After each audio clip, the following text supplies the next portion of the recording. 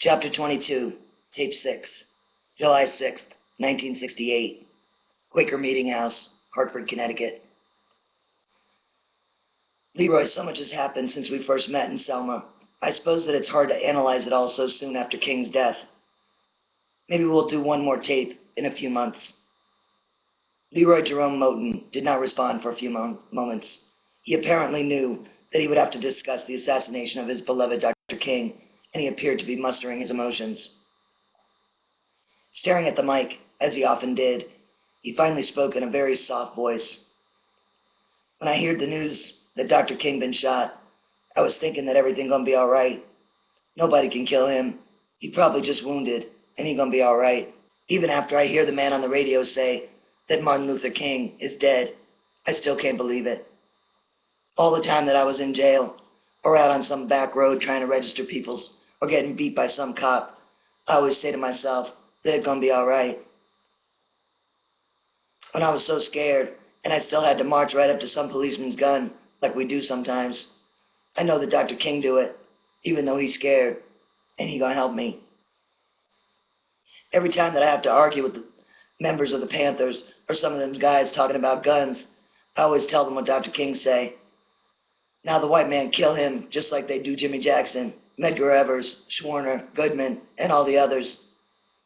I think about all the peoples that got killed, and I think about the night that they killed Miss Liuzzo, and I start to cry. Leroy shook his head at me and tried to smile. I don't cry much, he said. I just couldn't help it. I feel that things just starting. I know that they killed Dr. King because they're afraid. They know he going to Washington with them poor peoples, and he gonna change this whole country at one time. That's why they're afraid. They kill him because they know he gonna change things non-violently, and they don't know how they're gonna fight a non-violent army like he got. He was gonna have an army the size of the first Washington March, and this time, that army gonna stay there till things change. I remember when they first called me to help on that march, I say to myself, Leroy Jerome, you got to go. You got to go and you got to tell the truth. I was always tired then. The doctor said that I was anemic.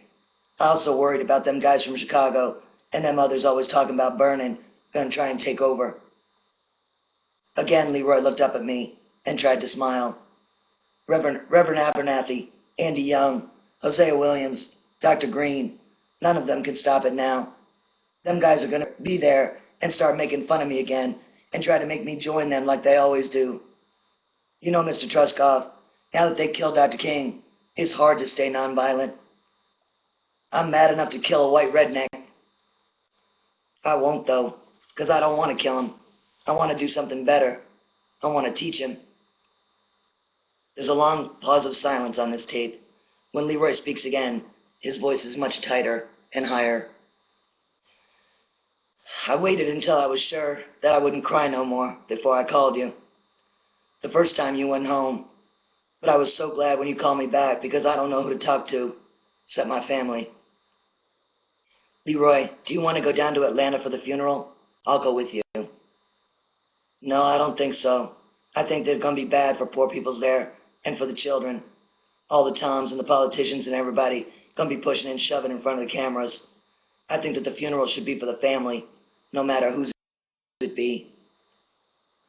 This time Leroy's smile was real, and it was more than welcome. Hey, Dave, you remember how we used to laugh at all them Toms and the preachers and the politicians that would show up on the last day of the march and all try and get next to Dr. King and have their pictures took? Do you remember the time at Telugu when we have to hold up the march, waiting for some of them guys to show up, and people's arguing about who's going to be at the head of the march? Then Stokely, he come, and he walk with us, and he say, look at all them niggers in there elbowing each other to walk into Jackson next to Dr. King. They all going to go home with sore ribs. We all laugh. That was some scene, wasn't it, Leroy? I never thought that we would make it. Again, a long period of silence. I didn't know what to ask, and I could see that his mood was changing again. Mr. Truskoff, I don't know what I'm going to do. There's nothing for me to do. I can't go to Washington because I know what's going to happen there. Dr. King gone, and they all going to be fighting amongst themselves. You hear these guys here. You know, they all talking about burning. And this could mean the end of nonviolence. I'm tired of it. I don't want to burn down my neighbor's house. I don't want to go to jail for nothing. Jail ain't no fun. I don't want to get shot for all that foolishness. I don't know what to do. One guy, he say to me, Leroy, don't you worry about black people's losing their homes because they ain't got none anyway, and the white man gonna find another place to put the niggers and the rats. He tried to make me laugh when he say that. The white man is trying to find a way to charge the rats rent. This man, my friend, I don't want to see him go to jail neither. We work together. We've been beat together, and we've been in jail together. Now he say that the others don't trust me because I always talk about nonviolence. What am I gonna do? I wish I could tell you what to do, Leroy, but I can't. I'm in the same situation. To speak truthfully, I don't have a clue about what tactic will work the best. After all that's happened, we still haven't changed much, have we? I mean, we haven't changed things quickly enough. I'm sure that what has been done will be lasting, but King said, how long? Not long. Well, maybe for people your age, it will be too long. Maybe there's a faster way. Leroy touched my arm with his finger. But we done a lot. We got lots of peoples registered. You wait and see. We're gonna get people elected even in Mississippi. Then they can change things, can't they? I think so, Leroy. But remember, if it wasn't for you young people, it wouldn't have happened at all.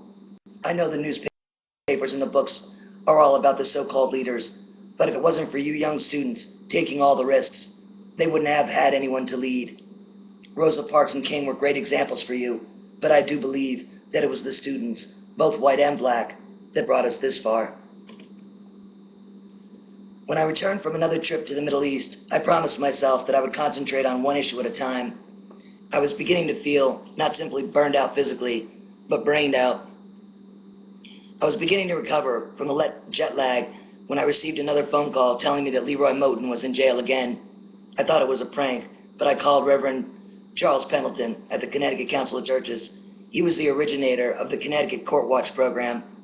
Minutes later, he called me back to confirm that Leroy was indeed being held and his bond was unusually high. Dave, Charles said, with a smile in his voice, would you believe this time he's charged with passing bad checks? Leroy? That's the charge. Charles agreed to meet me at the courthouse, and we both signed a bond on our property to get Leroy out. We went to a nearby restaurant and had something to eat. It was obvious that Leroy was having an emotional problem. The smile that all of his friends knew never appeared. I was worried about his health, and I took him to my home for dinner. I knew that Leroy did not use drugs and could not have been using alcohol in the jail, yet he appeared to almost slip into a melancholy daze at times. I thought that we would get some laughs listening to old tapes, but he wasn't in the mood for it. He wanted to talk, so I turned on the tape recorder and I let him talk. He was rambling about oppression and his family life. I destroyed the tape. It wasn't until August of 1971 that we made another tape. Tape 6, Part 2, My Home, 1971. I knew as soon as Leroy arrived that he was still having serious emotional problems. I hesitated about starting a tape, but he seemed willing to do it. He had lost more weight, and for a man 6 foot 6 inches tall, the loss gave him a gaunt, haggard appearance. I asked him what he's been doing since the last time I saw him. You know, I was still working in John's bar when I met Mary. You know me, always fooling with them girls. But Mary put an end to all that. We got married. I never told you that. Back in Selma, when SCLC come to town and the marches began, I never thought that I'd ever get married. I thought that I would always be working for the movement and that it wouldn't be right for me to get married. Not until we got freedom for everybody. Now here I am, married. Mary have a little boy, and he going to school here in Hartford. Ain't that something? Here I am in Hartford, Connecticut, with a little boy, and we live in the north end of town. I know that I don't have to describe that to you. It ain't the high rent district, although the rents are high enough. Leroy looked up at me, but there was no smile. The ever-present sparkle in his eyes was long gone. He shook his head again. Ain't that something? Parish High School in Selma is integrated, and even though I know that Wallace is going to be the governor again, I know that we changed that state. Nothing can ever be the way it was again. Blacks there are getting elected to office, like sheriff, and even in Mississippi, blacks are getting elected to office. Here in Hartford, my boy will go to an all-black school. I don't think that there is one white child in that school. Of course, it'd seem a lot worse here because there's no Dr. King to change it. There is no movement. There is no white peoples saying that we got to change it. The guys in the poverty programs, they say, "See, Leroy, how much better things are today?"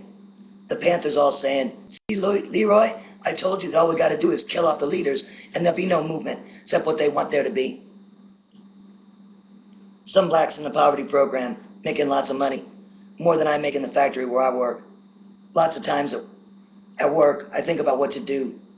Floyd McKissick is a businessman now. He's saying that we got to use the law. Andy, he's just a politician. Reverend Abernathy, he's sick the last time I heard, and even if he wasn't, he can't do nothing because he ain't got no following. I guess it's Dr. Green back at the university teaching. I look around where I live and I say that I got to do something. I tried to work with a group here that wants to change the court system. Hosea, he working on that too. But it don't seem like that kind of project that I can be much help at. Nobody got to tell Leroy Jerome that the court system needs changing. Mr. Truskoff, those guys are still trying to get me to join them. Now you know, there are getting to be a lot of guns out there, and they say I'm worse off now than I was before all the marching. Some say that I better be ready when all the black soldiers come home from Vietnam and really start to fight for freedom here. Lots of guys trying to teach me about the new African Republic. They say integration will never be. They say we might as well forget about that, and we ain't going back to Africa, so we might as well have our own state here. With our own courts and our own schools, and let the white man make his mess and go clean it up himself. We ain't going to no more Vietnams. Sometimes I catch myself saying, maybe they right, but then I can't stop believing what Dr. King teach me. I don't know what to do. All them peoples got killed, and when I look out my window at home, it don't seem like it was worth it. And now the police, they just killing more. They jailing and killing just like they always do.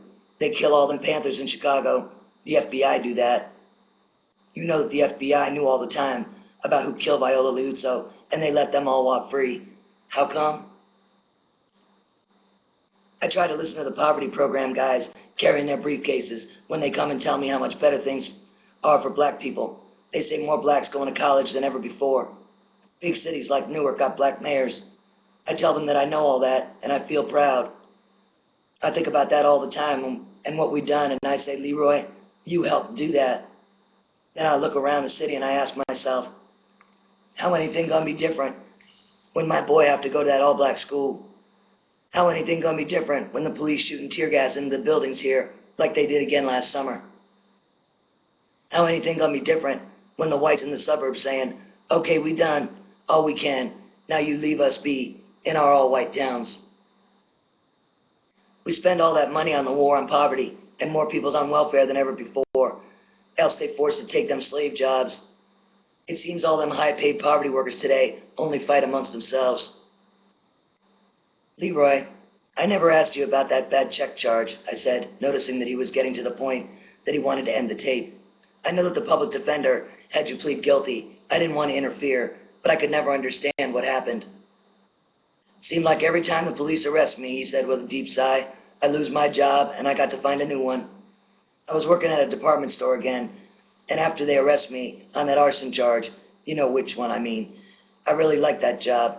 The head of the department knew that I had some training in menswear when I first come to New Haven, so he said that he's going to see if he can work me into menswear. I was happy, because I never have much clothes, and I like to work there and get a discount and everything. I could buy nice things and sell nice things to men who likes fine clothes. The man there, he know all about me, and I told him that I ain't with the movement no more, and he don't have to worry about me getting arrested. Then they arrest me anyhow, and I have to spend so much time in court. You know, one time they let me out. When they called me back, I got to answer the resisting arrest charge, which I never done. I never resisted. Remember when I told you the first time that I'd written a check, and I was supposed to deposit the money in the account that night? They keep me in jail for 3 weeks. How am I going to deposit the money? I told you that I told you to tell my brother, and he say that he going to deposit it, but he forget and go to Selma with my mother. Well, I went back, and the man at the store said that it was all right, and that I could come back to work. But it can't happen again. Just when I think that everything going to be all right, I come out of the store, and here come a police car up to the curb, and a policeman get out, and he asked me, you Leroy Moten? I just look at them. I see the other policeman getting out of the car. The first one he shouted at me. I ask you, are you Leroy Moten? I say, yes, I am. I wonder, oh Lord, what can this be now? He said, get in the car. I say, what for? He grabbed me and twisted my arm and pushed me toward the car. He just said that he got a warrant for my arrest, but he didn't say what for. When they get me to the police station, they call another police station, and then they say that's where I cashed that check before I got arrested, and so they take me on over to that town, and they put me in that jail. They say that I might leave town, so they ask for a high bond. I say, look here, I'm working. I can pay it back. It was all a mistake. I closed that account. I thought that it was paid. I'll pay it. The man say that he can't do that because the store pressed charges, and I can only leave if I put up the bond. Back I go to jail. I know that no bond man going to put up the bail money, and I ain't got that kind of money, so I called you and the Reverend Pendleton, and you guys got me out. I knew that they're going to hear about it at work, so I told them, and my boss say, well, okay, but this is the last time. The day I have to go to court, I sit there from 10 in the morning until late in the afternoon.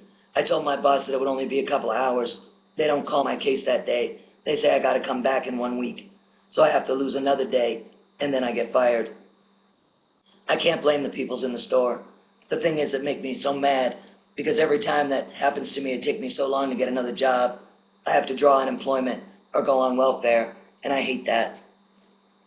I want to go back to school, but I can't because I got a family to support. I went to the poverty agency and asked them for a job, but they say they only hire in staff peoples if they got a college degree. The other jobs don't pay much, but they all filled anyhow. What I want to do is go into business, but I don't have the money. What kind of business, I asked. Floor polishing in office buildings, he said. Maybe we can go to a bank together and work it out. Leroy smiled and shook his head. What I really would like to do is go back to working for freedom, but there ain't no movement no more.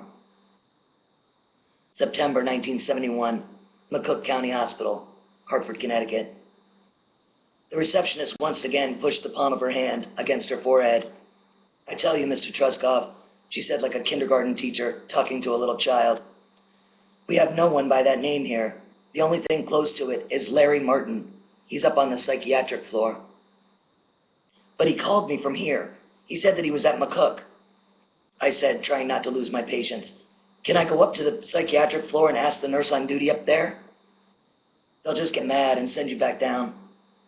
I'll tell them that I went without your permission. She let her shoulders sag and sighed. I raced up the first flight of stairs and took the elevator from there. Walking down the dingy, depressing halls, I was hoping that she was right and that I would not find Leroy there, particularly on the psych floor. As I approached the desk, there was no mistaking the 6'6" frame of the young black man talking to a group therapy class in a room at the end of the hall. The door was open, and he saw me. To the surprise of the doctor conducting the class, Leroy started down the hall to greet me. I waved and called, I'll wait for you, just as an aide approached him and led him back to the class. It was less than 15 minutes later when they told me that I could visit with him in his room. Avoiding my eyes, he slumped down on the bed. I had a hell of a time finding you, Leroy. They have you listed as Larry Martin. He shrugged, and for the first time he looked up at me. I didn't sign myself in. I guess they just didn't know my name. I don't want to talk to them no more. What happened, I asked. I don't know. People here say I tried to kill myself. Did you? I guess so. For God's sakes, Leroy, why? You know that you have friends that would have helped you if you were in trouble. He looked up and forced a twisted smile. Peoples in the class don't know. They just don't know. They're talking about starting a Puerto Rican newspaper and all that. But how are they going to do that? Never mind that, Leroy. What did you do and why? I wanted to take the words back. Perhaps I was saying and doing all the wrong things. It was just so painful to see him in that condition. He laid his head back and he looked up at the ceiling. I was just getting so nervous. I do some work for this man and he never pay me. Now I got no more money coming in and I got to go back on welfare till I get another job. People say I ain't gonna hire him. He's been arrested too many times. The doctors say I'm too nervous, and so he give me some pills to sleep, and so I take them all. Leroy, you know that I would help you get a job. Why didn't you call me and tell me that you were in trouble? Well, I told you that I wanted to buy this floor polishing business, but I couldn't get a loan, so he sold it to somebody else. Leroy, I told you. He didn't seem to be listening. He lay there smiling at the ceiling, and I leaned over to get his attention. All right, I said. Just help these guys get you well, and try not to think about those things right now. Later we'll talk about a job, okay? For the first time, a genuine smile crept slowly across his face. Do you remember the kids, he asked? All those kids in Alabama and Mississippi. I'd like to help organize the kids here and raise some money for SCLC. I would like to raise money for the legal aid lawyers here. They need it. I'd like to go back to doing things like that. Maybe be back in the movement. At that moment, an aide came into the room and touched my shoulder. Leroy was let out to see another doctor. As I walked out into the hall, a nurse at the desk called to me and pointed to a small office. She asked me to stay for a few minutes and talk to a social worker. The bronze-skinned woman sitting across the desk in the office was a jarring contrast to the dull surroundings. Her makeup, long earrings, and expensive clothes made her look more like a black model for a hair straightener ad than a social worker. She smiled continuously as she spoke. Your friend, she said through her smile, is very sick. Yes, very sick. Well, I can tell you that he isn't the same person that I knew a short time ago. Yes, said the smile. He is a very sick boy. Of course, he is now on some kinds of medication, but he is very sick, very sick. Can you tell me what you mean by very sick? Well, he has delusions, grandiose. What the hell is grandiose, I said. Your Mr. Martin has been telling us all about how he knew Martin Luther King and that he was a field worker for the Southern Christian Leadership Conference and all that. Well, grandiose. I wondered if they had ever even bothered to learn his name. Driving home, I tried to picture the enthusiastic, ever-smiling soldier of the Second Civil War that I had first met in Selma. The man I just left could not have been the same person. Blinking back the tears that evening, I put what I knew would be the final entry into my Leroy notebook. Leroy, keep 'em marching. Sing your songs loud and clear. Leroy, the white man is listening. Freedom time is near. Leroy, stop your marching. Try to put away the fear. The white man was lying. Burning time is here. Leroy, black and lonely, take this bandolier. Freedom ain't a-comin'. Dying time is here. Leroy, old and tired, lift your head with pride. It was for you, yes you, that your cherished leader died. Leroy, I will tell them of how you helped to lead the way. I will tell them that you're resting until they join the fray. Leroy, keep 'em marching. Sing your songs loud and clear. The white man is a-listening, and freedom time is near. The end. Addendum. My notes pertaining to the civil rights movement of the 60s and Leroy found their way into a storage file while I worked on other projects. Every year about the time America celebrates Martin Luther King Day, I would promise myself to get them out and get to work. It was nearing that date in 1997 when I stopped into a supermarket in Bloomfield, Connecticut. I cannot articulate the strange feeling that passed over me when I first spotted the white cotton head that nodded its recognition at me. I felt guilt because I had not tried to locate him in the past few years. I felt sad because he had aged so, and I wondered if I looked as old to him. I felt uplifted and joyful at the incandescent smile that warmed me all over. Leroy, is that you? I asked. His shoulders shook with laughter as he answered. Yeah, it's me, he said. Is that you? What happened to your hair? I lost most of it in a poker game, I answered. What happened to yours? My wife bleached it. She says she liked white. We both laughed, still holding hands. I told him that I had been invited to speak at the University of Hartford on Martin Luther King Day, which was just a week or so away, and I invited him to join me. He was elated, and so was the program organizer when I told him. Leroy and I had lunch, and we didn't talk about the past, but instead I heard all about his family, his job, and his home in that very nice, integrated town. Leroy seemed genuinely happy with his life. We spoke briefly about what ground each of us intended to cover for the students, and then we parted. The evening that we were to speak, Leroy showed up with his young son, who seemed quite proud of his dad. I was so sure that Leroy would leave the students upbeat and positive. He did not.